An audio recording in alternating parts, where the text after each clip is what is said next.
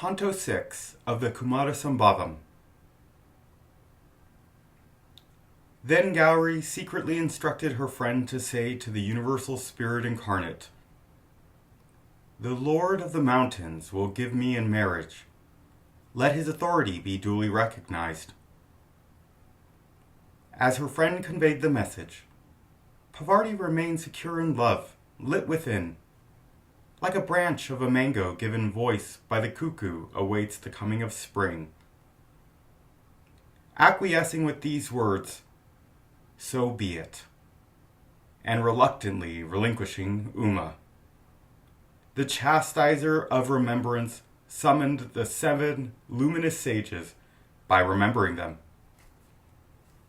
possessing the wealth that is penance, illumining the skies with the brilliance of their aureoles.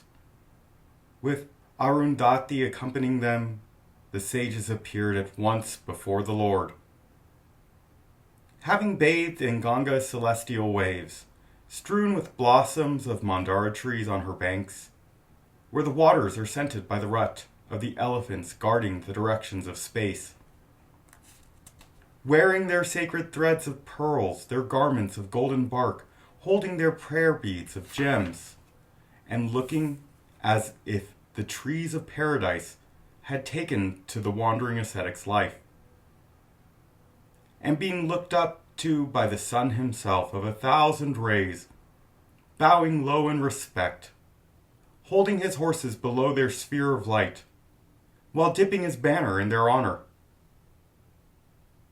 They who had rested on the great boar's tusk, together with earth clinging to it with her vine-like arms, as they were lifted out of the deep at the cataclysmic dissolution of the universe.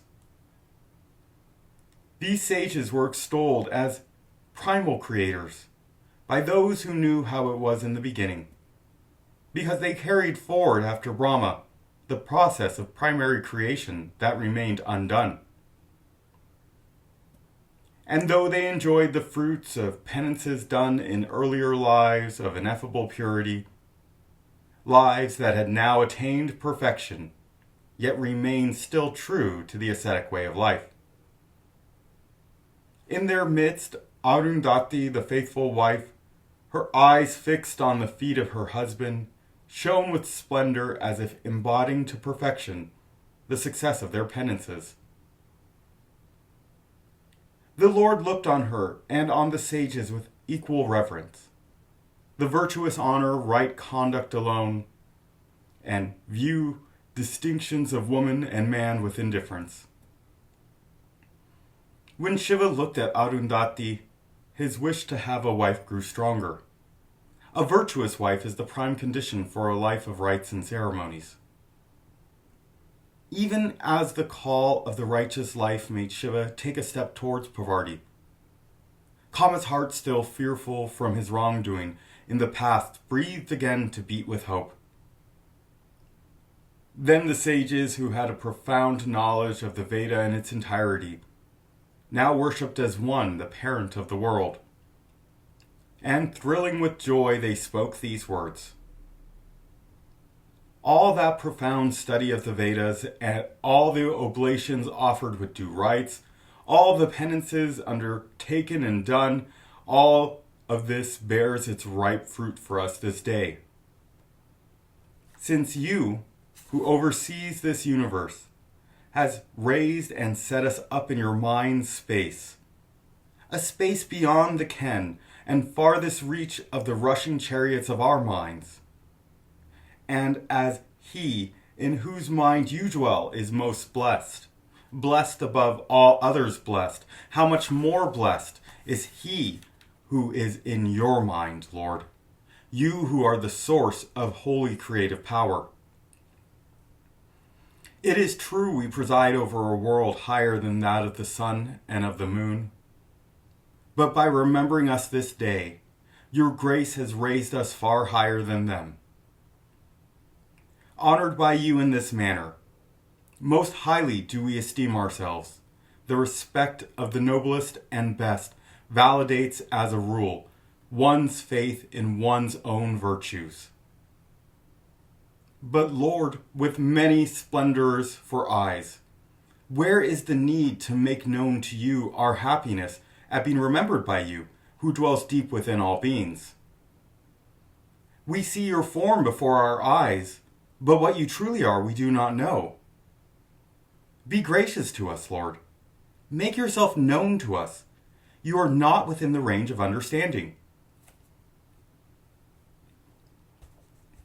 Which of your forms is this before us now? That which makes this universe emerge manifest? Or that by which you maintain it? Or again, that which draws all within itself? But, effulgent one, let it stand this question, soaring, reaching for the inscrutable truth. Called to mind, here we stand in your presence. Command us. Tell us what we are to do. With the brilliant gleam of his teeth enhancing the delicate glow of the moon set on his topknot, the Supreme Lord then addressed the sages. None of my activities are done to serve myself. You know that well. That this is how I am is clearly shown, is it not? By the 8 forms, I assume. As lightning-charged clouds are looked up to by Chataka suffering from thirst, so I, being what I am entreated by the gods, harassed by foes, to beget a son. Therefore I desire to have Pavarti to engender myself in her, as the sacrificer, the sacred wood, in order to generate the holy fire. I request you on my behalf to ask Himalaya for her hand. Alliances arranged by the godly will never suffer reversals. Know this too, that I am not unmindful of the great honor of kinship with him, so lofty and noble, so upright and firm, who bears the entire weight of the earth. You do not require to be instructed as to how he ought to be asked for his daughter's hand. The wise teach right conduct based on precepts laid down by your honors themselves. And Arundhati, most revered, would I hope play her part in the arrangements. Matrons, as a rule, possess the knowledge and experience required in such matters. So, set out for Osadiprastha, capital city of Himalaya, and success be yours. We shall meet again at this place near the Mahakosi Falls. When he, foremost of yogis, was moved by the urge to marry, the sages sprung from the Creator, no longer felt any shame for having taken wives. Then the group of 7 sages, saying, "Very well," set out on their mission, and the glorious Lord, Shiva, also left for the appointed meeting place. Those highest of sages then leapt up into the sky, dark blue as a sword, and, with the swiftness of thought, arrived at the city of Osadiprastha.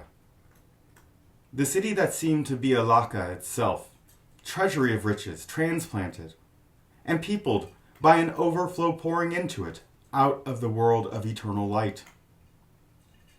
Captivating even in its defenses, possessing walls built of enormous gemstones and ramparts lit by luminous herbs, encircled by the moat of Ganga's streams, where elephants had no fear of lions, and horses were of celestial breed, whose townsmen were yakshas and kinnaras, and its women were sylvan goddesses, where the sound of drums could be told apart from the echoing thunder of clouds clinging to lofty mansions only by the measured beat of hands and feet accompanying it, where the glory of silken banners fluttering at the gates of mansions was created without the efforts of the townsfolk by wish-granting trees with their tremulous foliage, where at night the reflections of stars on flights of steps and mansions of crystal took on the beauty of flowers or pearls scattered with lavish hand, where women going to meet their lovers, even on nights when skies are overcast, see their way by the light of glowing herbs, barely noticing the blinding darkness, where youth is the last stage of life, and Kama, the flower-armed god, the sole cause of pain, and sleep, when exhausted by lovemaking, the only loss of consciousness, where lovers gladly welcome the displeasure of women who knit their eyebrows, making threatening gestures with graceful fingers, while their lips trembled in jealous anger.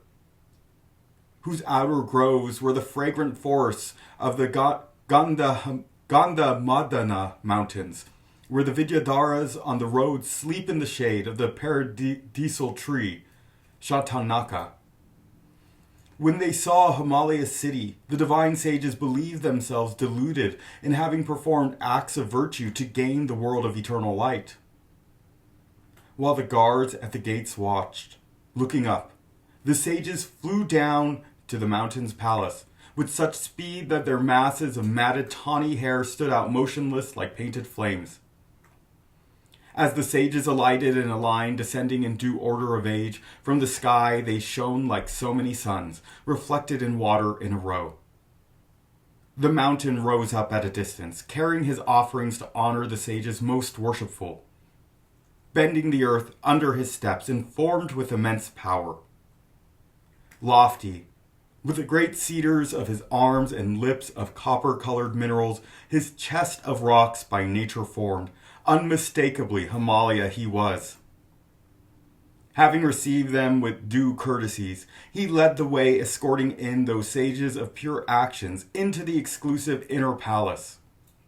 Seating himself, the Lord of Mountains joined his palms in respect and addressed those exalted sages seated already on seats made of cane.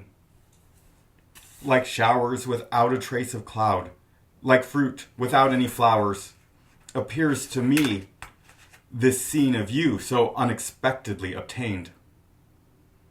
Through your gracious favor, I now feel like one who was ignorant turned wise, like one made of iron become golden, like one transported from earth to the world of eternal light. From this day on, all living beings shall resort to me to be purified. The spot visited by those worthy of reverence is indeed named a place of pilgrimage. O best of twice-born ones, I know myself to have become hallowed by two things: the waters of Ganga falling on my head, and the water that has washed your feet. I feel both forms of my twofold frame touched by your grace, each in a different way. That which moves ready to serve you, that which is unmoving, bearing the marks of your feet. Though they might extend to the ends of space, yet my limbs are unable to contain the growing joy spreading through them, risen from the grace your revered selves have shown me. Not only is the darkness within my caves dispelled by seeing of you blazing with light, but that darkness lying deep inside me, deeper than the dark passions, is dissolved as well. I do not see what it is that you would need, and if there is, how can you not obtain it? Hence, I think your revered selves have set out to come here solely to make me hallowed. Be that as it may, be gracious enough to command me to do what you will. In the matter of serving their masters, servants regard a command as a favor. Here we are, we ourselves, our wife, and this our daughter, the life of the family. Tell us, which one of us would be of service to you? All else, our material treasures have no worth. Thus spoke Himalaya, and it seemed that he was saying it all a second time, as his words echoed, coming rolling out of the mouths of his caves. Then the sages urged Kalidasa, the best among them, who could articulate beautifully what needed saying, to speak, and he addressed the earth's support. All that you have just spoken is more than becoming in you. The sublime loftiness of your mind equals that of your towering peaks. They speak true who say that you are the all-pervading power in immovable form. The core of your beings is the support for all moving things, and for those rooted. How could the world snake bear the earth on his hoods, tender as lotus filaments, unless you gave him the support needed, even from the very bottom of the deep? In an unbroken, unsullied flow that the ocean's waves cannot hold back, The streams of your glories and of your rivers purify the worlds with their holiness. As Ganga is celebrated for her birth at the foot of the Supreme Being, so too is she similarly celebrated for her second birth on your head lifted high. The vastness of Hari, sweeping through the worlds, filling all space, upwards, downwards, crosswise, prevailed once when he was bent on taking 3 strides. But in you, vastness is of the very essence. With your place assured among the immortals, the sharers of the sacrifice, you have rendered insignificant Meru's lofty peak, formed all of gold. Placing all the unbending hardness in yourself, in your immovable form, your moving form now bends low in adoration of the virtuous. Hear now the purpose of our coming, a purpose that touches you most. By proffering advice in your own best interest, we too are sharers of your good fortune. He who possesses the 8 perfections, he who wears the half moon, he who is known as the highest lord, a title so high to which no one else can lay a claim. He who drives this universe entire by means of his 8 forms, such as earth and the others, working in harmony with their linked powers, like horses drawing a chariot on its course. Him whom yogis seek after, the indwelling self resting deep within the inner space, whose abode the seers declare as the place with no fear of the cycle of births and rebirths. He, Shiva, the source of peace himself, witness to all actions done in the world. He, the granter of boons, craves the boon of your daughter's hand through the words we speak. Like yoking its meaning to a word, it is most fitting that you marry your daughter to him. What cause can a parent have for regret once he gives a girl to a virtuous husband? May all these forms of being, those that move and those that stay rooted in one place, look upon your daughter as their mother. The Lord is the Father of the universe. And may all the gods, after bowing low to the blue-necked Lord, then make her feet glow with the lustrous rays shooting forth from the gems on their diadems. Uma, the bride, you, the giver of the bride, Shiva, the bridegroom, we here asking for her hand on the groom's behalf. What a perfect equation to frame the exaltation of your race. Worshipping none, but worshipped by all, lauded in songs by all, and lauding none, to him, parent of the universe, be the parent, joined in kinship through your daughter. While the divine sage was speaking these words, Parvati at her father's side, with her head lowered to the ground, counted the petals of the toy lotus she held in her hand. Although his wish had gained its perfect fulfillment, the mountain looked towards Mena, his wife. As a rule, the wife is the eyes to the husband in the matter of a daughter's marriage. And Mena approved of it all happening, as her husband had so dearly wished for. Wives who are devoted to their husbands never act contrary to their husbands' wishes.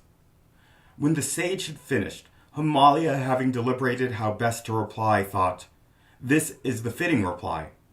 He drew his daughter adorned in auspicious fashion to him and said, "Come, my darling, you have been chosen as alms by Shiva, the world's self. The 7 sages ask for your hand. I have gained the fruit of marriage, which is the householder's sacrifice." With these words to his daughter, the earth supporter next addressed the sages. "Here, the bride of the 3-eyed Lord bows down to you, revered sirs." Commending the eloquent words of the mountain, words that had made their wishes come true, the sages glorified Ambika with their benediction that was soon to bear fruit. As Uma's golden earrings were slipping down in her eagerness to make a deep bow, Arundhati folded the young girl overcome by shyness in her arms. And then she allayed the mother's grief, whose face was wet with tears as she ached with love for her daughter, by rehearsing the virtues of the bridegroom who had no other wife. Asked by Shiva's new kinsman to set the wedding date that very moment, the bark-clad sages settled on 3 days from then, and they departed. After taking leave of Himalaya, the sages came once again to the spear-armed lord to inform him of the success of their mission. Given leave to depart, they flew up into the sky. Even the Lord of Beings, eager to unite in love with the mountain's daughter, found it hard to pass those days. When such emotions touch even the omnipresent, how can others enthralled by the senses stay unruffled? Thus ends Canto 6, entitled Uma's Betrothal, Umapradanah, in the long poem Kumarasambhavam by the illustrious Kalidasa.